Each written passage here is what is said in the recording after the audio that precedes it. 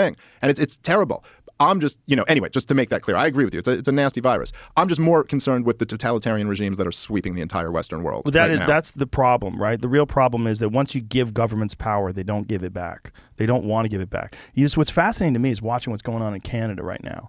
Because the truckers have taken over Ottawa, right? They've just overwhelmed Ottawa with thousands and thousands of trucks. And so now they have these laws where you're not allowed to refuel them. You're not allowed to give them food. GoFundMe tried to steal the money, which is wild. They got $10 million in donations for the truckers, and GoFundMe thought it would be great if they gave that money to the charities of their choice. You fucking imagine the gall. The gall of that after listen, I'm not saying they shouldn't have supported Black Lives Matter. I think you should support, I think GoFundMe should be available to anyone who wants to use it for anything that's where people can argue that it's a good cause. And the Ottawa truckers, a lot of people think that's a good cause. Black Lives Matters, a lot of people thought that was a good cause. The fact that you can make a distinction between one and the other, if they had taken all the money that was donated to Black Lives Matter and they said, you know what?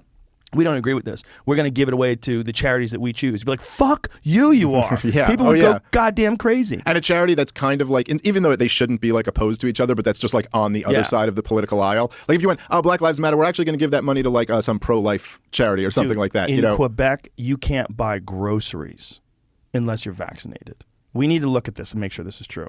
But when you get to that I know someone was telling us this last night. Yes. It is a Canadian, so he might be right about that. But that is... Yeah, see, make sure that's true. Yeah, let's make sure that's true. It's wild. And the way Trudeau talks about people who are unvaccinated, the way he said that they're misogynists and rapists, or racists, I'm putting more he said they were misogynists and racists. And you're in the demonized class all of a sudden.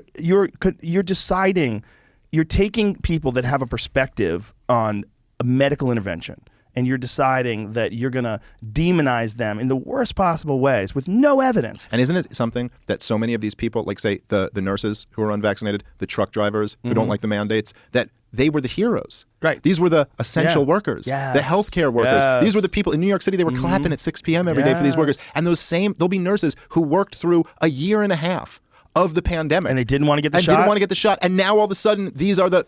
you're out of there. Not only that, sorry, the hero. CDC has shown that these nurses, which most of them got COVID. Oh, I'll say this. If you were working through the pandemic the whole time, and you weren't vaccinated, 100% of them either got COVID or learned how to protect themselves from getting COVID. There's no other option there, right? It has to be one. They're literally around COVID-positive patients all day long. Yeah. But we're learning from this whole pandemic is not just about authoritarianism and a lot of the issues that we're dealing with about ideologies and how rigid people are, but also about how fragile our civilization truly is when confronted with any kind of adversity. Yeah, like that's exactly right. People are so fragile, and most people rely upon existing structures, whether it's the office they work at, whether it's the neighborhood they're in. They rely on these sort of structures in order to have any semblance of normalcy in life. And when forced upon themselves to be confronted with the unknown, to be confronted with open-ended possibilities and having to make like moral and ethical decisions based on your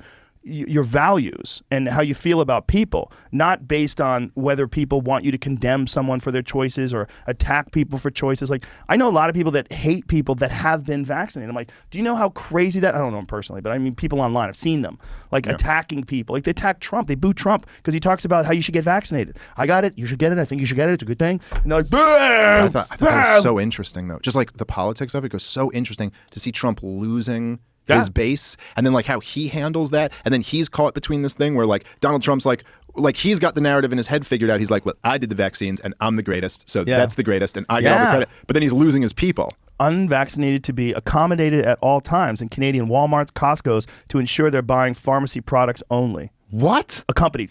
Unvaccinated to be accompanied at all times. So to make sure they're not getting food? Yes. They have to buy pharmacy products only. So how do they eat? Well, I don't know, but in Quebec, that's what this guy was saying. In Quebec, you can't go to a grocery store unless you're vaccinated. Vaccine passports to enter the vicinity went into effect on Monday. This mandate includes all businesses with surfaces. But here today in Alberta, I think they dropped their vaccine mandates. And I think this is in response to the truckers. That's interesting. Yeah, truckers are. You don't want to fuck with truckers, man. You need them to get your stuff. We really all are. We like to be very removed. Yeah. From how my father-in-law is a trucker. So I know a little bit about the trucking world. He's a great guy, by the way. One of the smartest people I know, too. And he's a trucker, and all his friends are truckers and stuff. So I like kind of just from marrying my wife, and he's my father-in-law, that kind of know about that world a little bit. But it's unbelievable how easy it is to not even kind of think about it. Yeah. Not even think about how vital this is. Like, I don't know what you're talking about. I go on my computer, I order a thing, and it's here. There were no trucks involved. Drives it, bro. But then you get out on the highway, and you're like, what are all these big cars everywhere? But like you're like, no, that's the whole thing. Yeah. As much technology as we have, this entire economy is all still built off shit being trucked from one place to another. That's how your gasoline gets to the gas station. That's how your food gets to the grocery store. It's a big deal. Yeah, this is a different thing, though, Jamie. I want you to pull up Alberta drops vaccine mandate. I'm Googling like the mask mandate. It's not. It's harder to find that. Because you're on Google, bitch. Get on DuckDuckGo. You find it right away. DuckDuckGo was on this weeks ago. Google it on DuckDuckGo or DuckDuckGo it? Well, Jamie, you can't Google it on DuckDuckGo. You have to DuckDuckGo your way there. He's so Googled. He's so corporate. I think Jamie's been secretly sponsored by Google. DuckDuckGo is also compromised. So. Oh. I'm just saying. I'm not the first person to... You're going to throw out accusation? You're going to besmirch the good name of DuckDuckGo right here? Alberta, Canada, truckers. Same stories pop up. Canadian provinces begin backing off vaccine mandates. Jamie. Begin? What does that mean? Alberta caves to trucker protest, ends vaccine. Click on that one. Washington Times. Alberta caves to Canada trucker protest, ends vaccine passports. I wouldn't. That's what I said. I know. I'm just saying. I don't know what. Get off of Google. The Washington Times. I don't know that's the #1 source of my first choice. Is CNN better? I wouldn't have picked that either. What is the Washington Times? Exactly. Is that even a real newspaper? That's all my point was. I mean, it sounds like a real one. You know how I judge newspapers? Based on how much you're trying to sell me at the bottom. Like when it gets to the bottom, do you want to live forever? Here, like, look. I look at the sponsored stories and look at the sponsored stories. Go. Okay, look at the sponsored stories. Never Trump. Jonah Goldberg picked up by CNN after resigning from Fox News. No, it's Biden who's a real SOB. Nancy Pelosi says, you look at the stories they're trying to push, and then you go, all right, what is the headline you're pushing? But hold on, these are real stories. Nancy Pelosi's son allegedly tied to fraud and bribery scheme. I believe that. Sounds legit. Rep Alexandria Ocasio-Cortez staying off Twitter due to backlash. Is she staying off Twitter? How the fuck do you know? How do you know? You have her phone?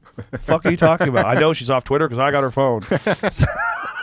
I'm so tired of talking about this. I'm so tired of talking about COVID. I'm so tired of talking about the pandemic. One of the things that I really loved about coming here to Texas is like they didn't treat it the same way in California. My friends in California are still living in hell. Yeah.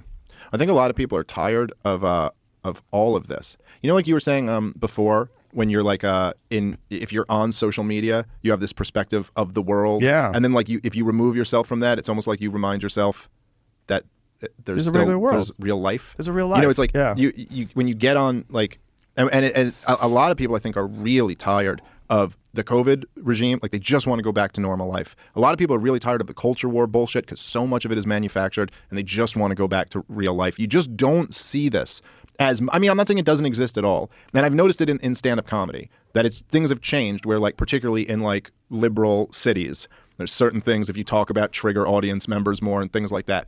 But in general in life, you just kind of like, you go, you know, you could watch like, you know, social justice warrior type, you know, college campus activists online and, you know, the fat phobic person we were saying before, and they're all this like white privilege and this and that and all of this. And you're like, oh my God, there's like all racism is everywhere. And then you like go to the supermarket, you know, like, hey, you know, hi, how you doing? Some black guy steps in front of you and he's like, oh, excuse me. And you're like, no, you're good, sir. And you're like, oh. Can I get a pound of roast beef? Everybody's normal. Everyone's just Where's the peaches? Yeah, like everyone's just I used to use this example a lot as like what I just like said what the free market like does to people is that I would just because I'm Jewish and I lived in New York City, that I'd be like, I can literally like walk outside, and this is before Uber. I used to say this all the time, but you can put your hand up and a yellow cab stops with a Muslim driving, and I'm a Jew. I just put my hand up and I get in and he drives me to where I want to go. And then he goes, thank you, sir. God bless. And I go, thank you, sir. Have a good day. And it's just because like, well, he wants some money and I want to ride and we're all kind of working together and we might have wildly different views, but we get past it. I like different people. I like talking to like a guy who's a Sikh. I like talking to a guy who, you know,